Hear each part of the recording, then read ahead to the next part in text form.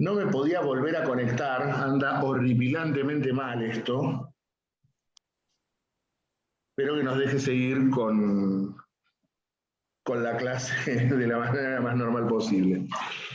Como les venía diciendo entonces, la primera vez que la Corte declaró la inconstitucionalidad de una norma fue en el caso del Ortondo contra la Municipalidad de Buenos Aires del año 1888, en el cual se declaró la inconstitucionalidad de una norma, en este caso una ley de expropiación sobre varios frentistas, para abrir lo que ustedes hoy conocen como Avenida de Mayo. La ley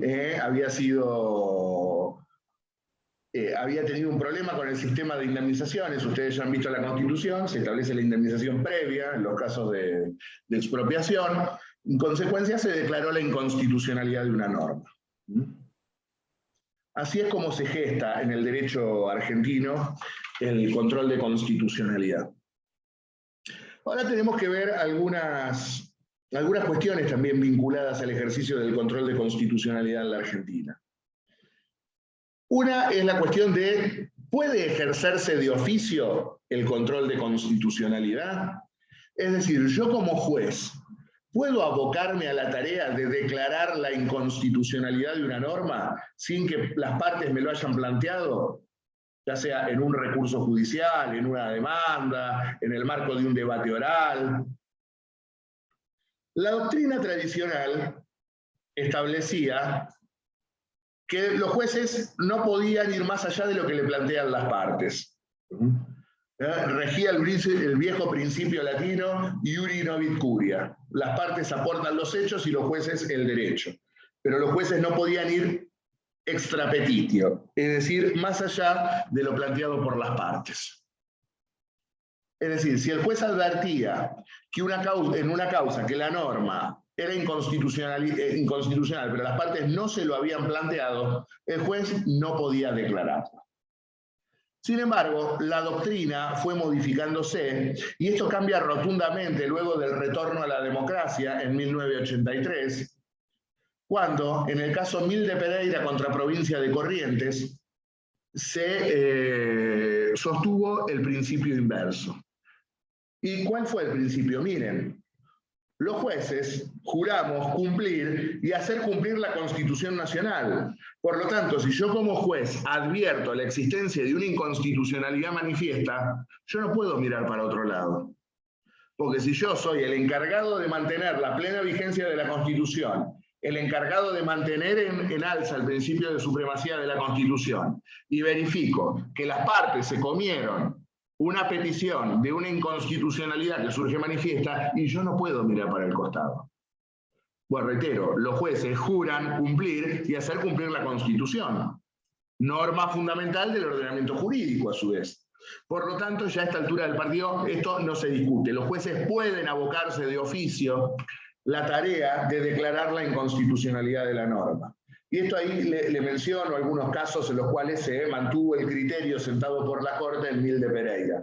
Banco Comercial de Finanzas, Rodríguez Pereira contra Ejército Argentino, Jerónimo Cabrera, entre otros. La otra cuestión, y es algo más que interesante, es el tema de qué es justiciable y qué no es justiciable. Esto surge como consecuencia de una doctrina acuñada por la Corte Suprema de los Estados Unidos, una vez más, en la cual sostuvo que hay determinadas cosas que no pueden ser sometidas a revisión de los jueces. Hay determinadas circunstancias o determinadas atribuciones, para utilizar precisión terminológica, que son privativas de los poderes políticos, en las cuales los jueces no podemos inmiscuirnos, porque caeríamos en el riesgo de caer en el gobierno de los jueces. Y la Constitución no quiso otorgarle el gobierno a los jueces, sino que le otorgó el gobierno al Poder Ejecutivo, o algunas atribuciones se las otorgó al Poder Legislativo.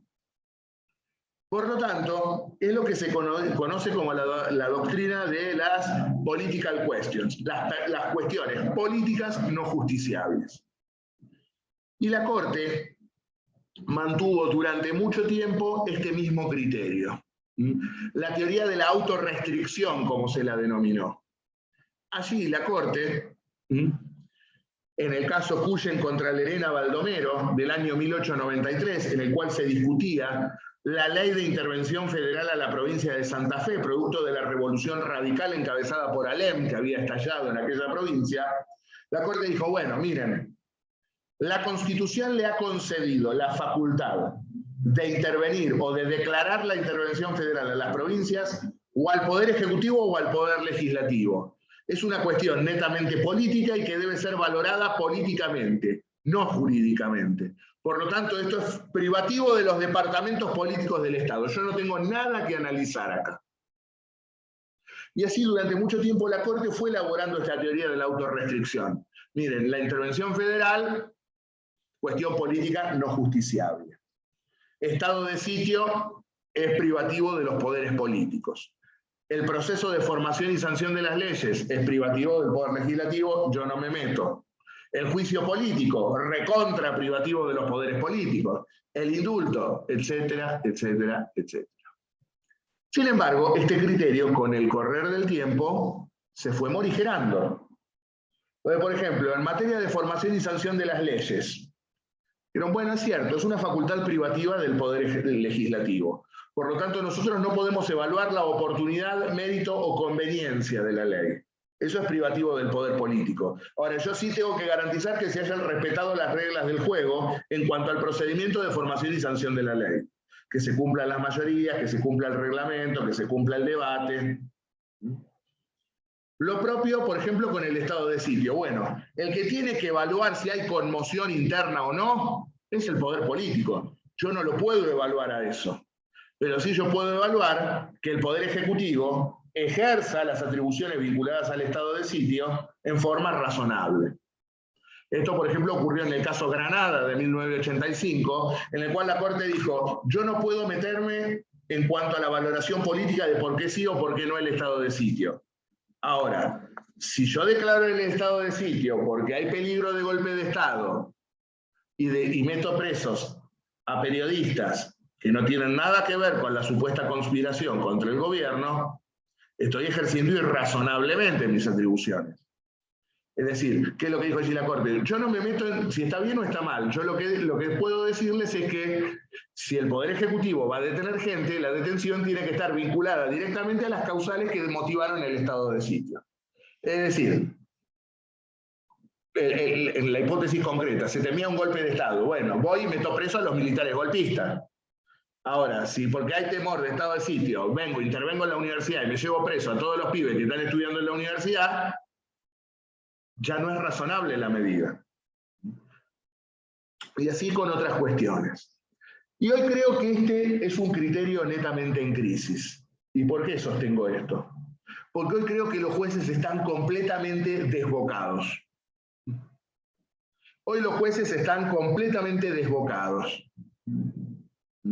Está tan politizado el Poder Judicial, sobre todo el fuero federal, principalmente el fuero federal, y más concretamente Comodoro Pi, que habría que poner una bomba con todos adentro.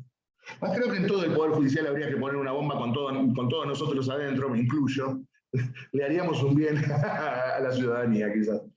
Hablando un poco en serio, hoy los jueces te declaran cualquier cosa inconstitucional. Entonces, el poder económico tiene jueces amigos, el poder político tiene jueces amigos, la oposición tiene jueces amigos.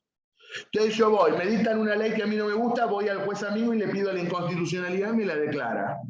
Y te frenan una ley del Congreso, un tipo. Por ejemplo, en el caso concreto con lo que fue la ley de medios, la ley de servicios de comunicación audiovisual. Un juez federal de Mendoza te declaraba la inconstitucionalidad de la norma y te daba una cautelar. Un solo tipo te frenaba una ley que había salido con una amplia mayoría en el Congreso de la Nación. Y esto es lo que está en crisis hoy del sistema de control de constitucionalidad.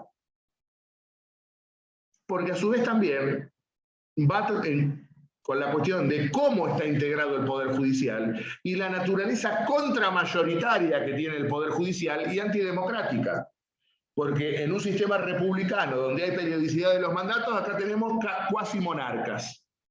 que duran lo que se les cante, se atornillan a la silla. Por suerte ahora tenemos una que decidió irse, la doctora Hayton, que ha decidido acogerse al beneficio jubilatorio, pero seguía siendo jueza gracias a un amparo, como veremos. Y entonces es así.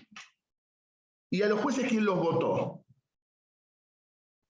Porque hoy vimos, bueno, se arrogan un principio superior al pueblo mismo. Bueno, los que discuten las normas son los representantes del pueblo. Entonces, ¿puede el Poder Judicial, que no ha sido elegido o no tiene legitimación democrática directa, arrogarse la tarea de frenar normas que han salido con amplio consenso del Congreso de la Nación?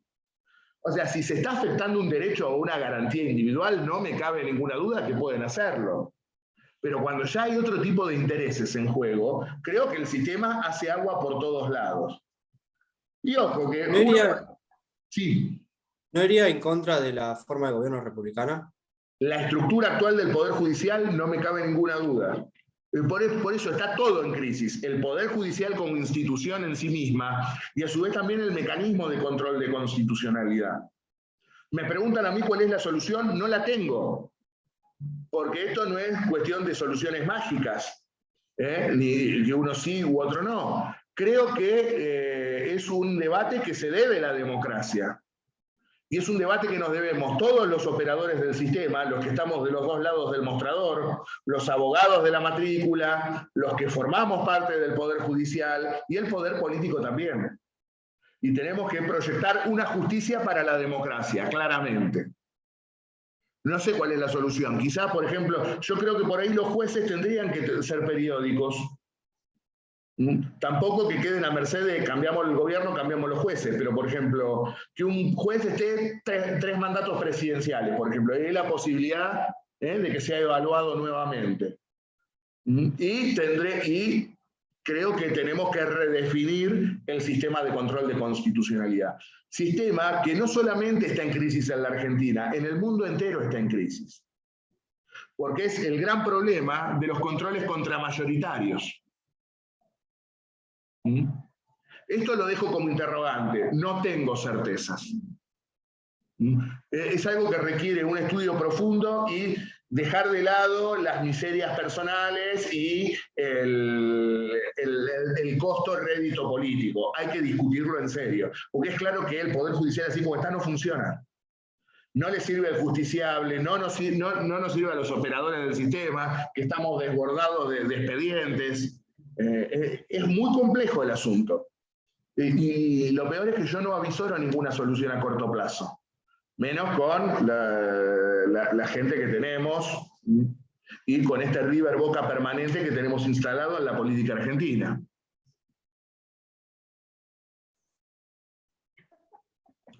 No sé si alguna pregunta. O por ejemplo ayer, una ley que también de un amplio consenso como fue la ley del IVE, es decir, la interrupción voluntaria del embarazo. No voy a entrar a juzgar acá si está bien, si está mal, si es constitucional o no. Pero, por ejemplo, la Cámara Federal de Córdoba decide frenar la norma. Porque una asociación civil considera que atenta contra algunos derechos. Perdón, ¿en qué fundás tu legitimación? Seguramente los jueces que decidieron tienen intereses similares a la asociación que peticionó. Entonces, la justicia no es ciega, no es sorda, no es muda.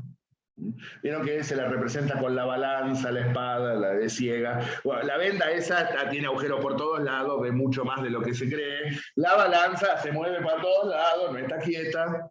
Y la fuerza la aplican para lo que quieren. Por eso considero que esto hoy está en crisis. Y el otro tema es, ¿cuáles son las vías procesales para llegar a declarar la inconstitucionalidad de una norma? No tenemos una acción declarativa de inconstitucionalidad claramente tipificada en nuestro derecho. Sabemos que la inconstitucionalidad debe pedirse en un caso judicial concreto, tal como lo pauta el artículo 2 de la Ley 27. Aunque la Corte, en el caso Constantino Lorenzo contra el Estado Nacional, vislumbró y dice, bueno, jurisprudencialmente hay de hecho creada una acción declarativa. Yo creo que no la hay. Puede verse quizá como medida cautelar en el artículo 322 del Código Procesal Civil y Comercial de la Nación, análogo al 324, creo que es del Código Provincial, que es la acción declarativa de certeza, cuando vos le pedís a un juez que se pronuncie acerca de cómo debe interpretarse la norma. Pero actúa no sobre el fondo de la cuestión, sino con naturaleza cautelar, en el marco de las medidas cautelares. Es decir, para asegurar los fines del proceso antes del dictado de una sentencia definitiva. Ahora sí, donde tenemos claramente dos acciones constitucionales bien definidas, es a través de la acción de amparo y del habeas corpus. La acción de amparo fue creada jurisprudencialmente en la Argentina. ¿En qué consiste la acción de amparo? El amparo es una acción procesal sumarísima. ¿Qué significa que es sumarísima? Que se tiene que verificar en plazos muy breves, de 24 o 48 horas a lo sumo. Y con esta acción, ¿qué es lo que se pretende? Remover los obstáculos que impiden el ejercicio de un derecho. Una acción sumaria, yo me presento rápidamente ante un juez para que remueva los obstáculos que impiden el ejercicio de un derecho constitucional. Y a su vez, allí en el marco de esa acción de amparo, puede peticionarse la declaración de la inconstitucionalidad de la norma en que se fundan los actos que impiden que yo pueda ejercer el derecho. Ahora, es una acción excepcional. ¿Por qué? Porque procede subsidiariamente, cuando no haya una vía procesal más idónea. Como ya les dije hoy, la acción de amparo se crea jurisprudencialmente. Fue creada por la Corte Suprema de Justicia de la Nación, en el caso Siri, del año 1957. ¿Cómo fueron los hechos? El propietario de un diario comunista de la ciudad de Mercedes le impidieron ejercer su facultad de publicar el diario.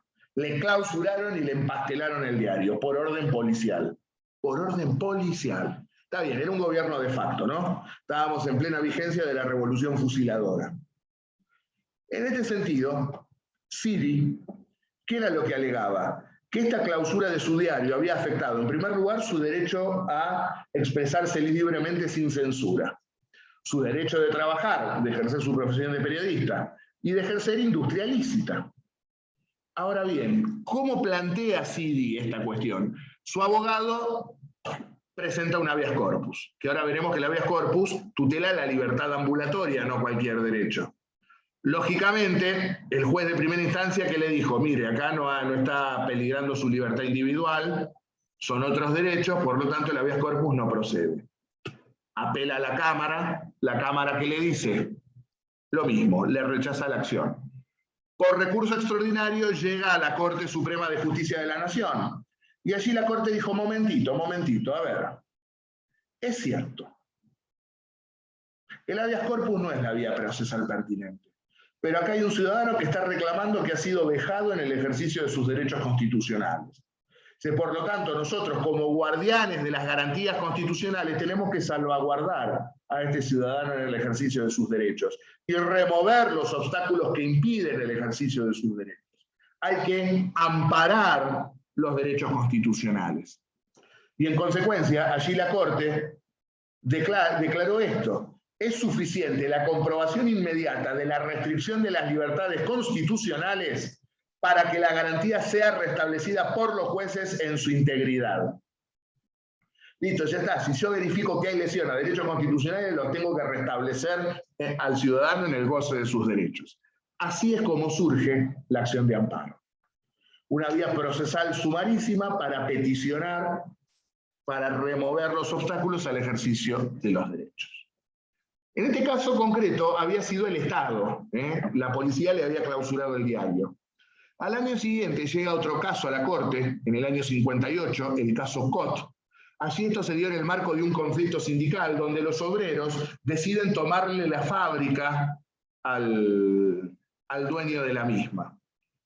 Y allí la Corte dijo que no alcanza con, no importa si quien restringe el derecho es el Estado o un particular. No pueden restringirse ni alterarse los derechos constitucionales, sea quien está alterando o restringiendo lo mismo. Como dice allí, la diferencia con respecto a la índole pública o privada del autor de la restricción no es un presupuesto sustancial a los fines de la protección constitucional. Los derechos humanos tienen que estar salvaguardados, sea quien pretenda interferirlos. Es decir, en el caso Siri, era el Estado quien restringía derechos. Aquí eran los particulares, un grupo de obreros que le había tomado la fábrica al titular de la misma. Y ustedes me preguntarán, pero no es, ¿y el derecho de huelga y demás? Les aclaro algo, todavía no estaba vigente el artículo 14 bis, ¿sí? Hoy esto no se discute, ya no se discute. El caso es importante porque era un particular, simplemente por esto, porque era un particular el que restringía un derecho. Finalmente, el amparo fue regulado por la ley 16.986. Paradójicamente, la ley que reglamenta la garantía por excelencia de los derechos constitucionales es una ley de facto. Esta ley fue dictada durante la dictadura de Juan Carlos Onganía. Y allí la ley establece que el amparo procede contra todo acto u omisión de autoridad pública. La ley lo restringía solo a autoridad pública, acto u omisión de autoridad pública, que en forma actual o inminente lesione, restrinja o amenace con arbitrariedad o ilegalidad manifiesta derechos y garantías reconocidos por la Constitución Nacional. Y también el principio de subsidiariedad, en tanto y en cuanto no existan recursos o remedios judiciales más idóneos para conseguir la protección del derecho. Con estos perfiles fue legislado el amparo por ley, hasta que en el año 1994, reforma constitucional mediante, el amparo fue consagrado como garantía constitucional en el nuevo artículo 43. Así, el actual artículo 43 de la Constitución establece que todo ciudadano tiene el derecho a una acción expedita y rápida de amparo, expedita y rápida, se reitera esto de plazos sumamente breves, siempre que no exista otro medio judicial más idóneo, contra todo acto u omisión de autoridad pública o de particulares, la Constitución también hace referencia a los particulares, que en forma actual o inminente lesione, restrinja o amenace con arbitrariedad e ilegalidad manifiesta derechos y garantías reconocidos por la Constitución, por un tratado o por una ley. Y lo que es más trascendente para lo que estamos viendo, el juez podrá declarar la inconstitucionalidad de la norma en que se funde el acto u omisión lesiva. Ejemplo concreto. Ustedes por ahí, siempre digo, se acordarán del corralito, tenían claro, algunos recién habían nacido con el corralito. Para aquellos que lo vivimos siendo estudiantes universitarios, nos marcó a fuego el periodo final de 2001. Pero el corralito, como saben ustedes, no podía retirarse el dinero de los bancos. Por lo tanto, estaba afectado el derecho de propiedad del depositante. Yo tenía la plata encerrada en el banco, no la podía sacar. Por lo tanto, un particular, el banco, me restringía en mi derecho de propiedad. Por lo tanto, ¿yo qué iba? Al juez y le pedía, dígale al banco que me deje ejercer el derecho de propiedad. Lo que pasa es que el banco, ¿en qué se amparaba para decir que restringía el derecho de propiedad? Mire, hay una ley y un decreto de necesidad y urgencia que me lo está habilitando. Es legal lo que estoy haciendo. Por lo tanto, así es como funciona el amparo. Fíjense, dice, el juez puede declarar la inconstitucionalidad de la norma en que se funda el acto. El acto era del particular, el banco que no me daba la plata. ¿Y la inconstitucionalidad contra qué era? Contra la célebre ley 25761 y el decreto 214, que eran los que avalaban que el banco no me devolviera la plata. Entonces yo pedía la inconstitucionalidad de la norma y a su vez le pedía al banco que me diera la plata. Esto ocurre lo propio en materia de prestación de servicios de salud. ¿Vos qué es lo que pedís? Bueno, a la obra social o a la prepaga. Denle a este ciudadano lo que está pidiendo, que para eso está afiliado, para algo los contrató. Y si se amparan en la ley, vos podés pedir la inconstitucionalidad de la ley, en la cual la obra social o la prepaga se ampara para no darte la prestación que vos estás necesitando. ¿Se entiende? Es decir, yo pido la inconstitucionalidad de la norma y a su vez voy contra el acto para que me restablezcan el ejercicio del derecho. ¿Se entiende esto?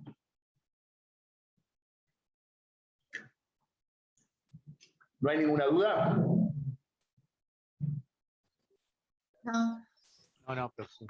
Bien. Y me queda del amparo, que el amparo tiene una legitimación amplia en nuestro sistema, porque en primer lugar están legitimados para interponer la acción de amparo el propio afectado, el defensor del pueblo de la nación, que luego verán en qué consiste este funcionario, con la reforma del 94, y las asociaciones de defensa del consumidor, de defensa del ambiente y demás. Porque fíjense lo que dice el artículo 43. La interposición de esta acción contra cualquier forma de discriminación será procedente en lo relativo a los derechos que protegen al ambiente, la competencia, al usuario y al consumidor y derechos de incidencia colectiva en general. Es por eso que está legitimado también el defensor del pueblo y las asociaciones ambientalistas, las asociaciones de defensa del consumidor, etcétera, etcétera. Por ejemplo, en el caso Alavi, que le puse hoy, el de la ley espía, fue el Colegio de Abogados el que peticionó. Y la otra acción constitucional que tenemos es el habeas corpus. El habeas corpus es una acción sumarísima tendiente a tutelar la libertad ambulatoria o física. Es decir, el amparo es para todos los derechos constitucionales menos la libertad. ¿Cuál es la garantía por excelencia para la libertad ambulatoria o física de una persona? El habeas corpus. La frase latina habeas corpus significa que tengas tu cuerpo. ¿Y en qué consiste el habeas corpus? Poner al individuo a disposición de un juez para determinar si está legal o ilegalmente detenido, es decir, si ha sido privado legítima o ilegítimamente de su libertad. Es una acción popular, es decir, que puede interponerlo cualquiera en favor de cualquiera, la única acción popular que hay en nuestro sistema procesal, y no requiere forma procesal alguna. Puede interponerse en forma verbal, en forma manuscrita, en lápiz, no tiene forma procesal alguna, porque está en juego la libertad ambulatoria. Esto es lo que usaban en la dictadura del 76, ¿no? Es lo que rechazaban en la dictadura del 76. Pero por eso, la usaban los abogados exigiendo que aparezcan las personas. Exacto. Y por eso también lo secuestraban también de pasada. Exactamente. Por ejemplo, bueno, ya que pusiste ese caso, supónganse estamos saliendo de la cancha o de un recital y vemos que se están llevando a alguien en un Falcon verde y sin patente. Tranquilamente ustedes, por más que ni sepan quiénes son la persona a la que se están llevando, están legitimados para presentarse y decir, interpongo un habeas corpus porque se están llevando una persona. Obviamente no pueden denunciar a qué persona se están llevando, pero informás, denunciás que se están llevando a alguien. Y el juez tiene que intervenir inmediatamente y decir, bueno, a ver, policía, ponga a disposición mía todo lo que usted detuvo. Este por qué está detenido, este por qué está detenido. Ah, ¿por qué están detenidos? ¿Porque no les gustó en la cara? Afuera. Lo mismo, la típica. Detención por averiguación de antecedentes. ¿Qué averiguación de antecedentes? Deteneme en el marco de un caso judicial concreto. ¿Qué averiguación de antecedentes? Volá de acá. Bueno, esas arbitrariedades policiales que tenemos a menudo. Reitero, es una acción popular y sin formalidad procesal alguna. Y a su vez, un logro de la reforma constitucional es que mantiene su vigencia aún durante el estado de sitio. Por definición, el estado de sitio implica la suspensión de las garantías constitucionales. Pues bien, el habeas corpus es la única garantía que no se suspende. Mantiene su plena vigencia durante el estado de sitio. Y obviamente, al igual que con el amparo, a través del habeas corpus puede declararse la inconstitucionalidad de la norma en la que se funda la detención. El habeas corpus se consideraba implícito en el artículo 18 de la Constitución, cuando dice que nadie podrá ser detenido sino en virtud de orden emanada de autoridad competente. Es decir, la única detención legítima es la que puede ordenar un juez. Luego obtuvo rango constitucional con la reforma del año 1949, la Constitución sancionada durante el primer gobierno de Perón. Pero la Constitución del 49, no sé si lo saben, pero ya se los digo, es derogada por un decreto de un gobierno de facto. Es decir, un milico por decreto te deroga una Constitución. Es cosa que solamente acá pasa eso. Por lo tanto, se volvió al viejo texto del año 53. Con el retorno a la democracia en el año 83, se sanciona la ley 23.098, que reguló el habeas corpus en el orden federal, la ley de la Rúa, como se la conoció, porque fue presentada por el entonces senador por la capital. Y en el año 1994 también se incorpora a la Constitución Nacional en el mismo artículo que el amparo. Es el último párrafo del artículo 43. Y allí, ¿cómo está definido el habeas corpus? Cuando el derecho restringido, lesionado, alterado o amenazado fuera la libertad física, procede la acción de habeas corpus. Puede ser interpuesta por el afectado o por cualquiera en su favor, reitero, es una acción popular, y el juez tiene que resolver en forma inmediata, aún durante la vigencia del estado de sitio, y puede declararse la inconstitucionalidad de la norma en que se funda la detención. Ahora, el texto del artículo 43 de la reforma del 94 tiene algo sumamente importante.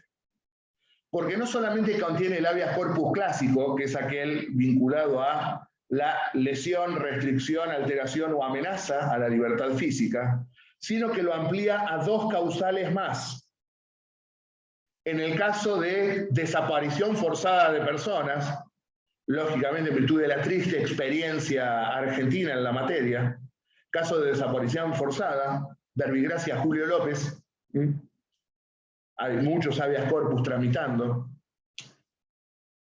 o también puede interponerse un habeas corpus en caso de agravamiento en las condiciones de detención. Y vos estás detenido legítimamente, por ejemplo, estás cumpliendo pena. Pero, ¿se acuerdan cuando yo les dije las cárceles son para seguridad y no para castigo? Resulta que no te dan de comer, te maltratan, te lesionan físicamente, estás enfermo y no te brindan ninguna presencia médica, nada. O en una celda donde tiene que haber 2, hay 10. O en la unidad penitenciaria no tenés agua corriente, o no tenés cloacas, o no tenés sanitarios. Todas cosas que si se las menciono porque los veo día a día en las causas que tengo arriba de mi escritorio, ¿no? No es ninguna novedad. Pues bien, yo estoy detenido legítimamente. Por ejemplo, estoy cumpliendo pena porque me condenaron por un delito. Ahora, me están sometiendo a vejámenes, me están matando a palos, no tengo salud, no. O algo muy común, sobre todo aquellos que tratan de estudiar intramuros.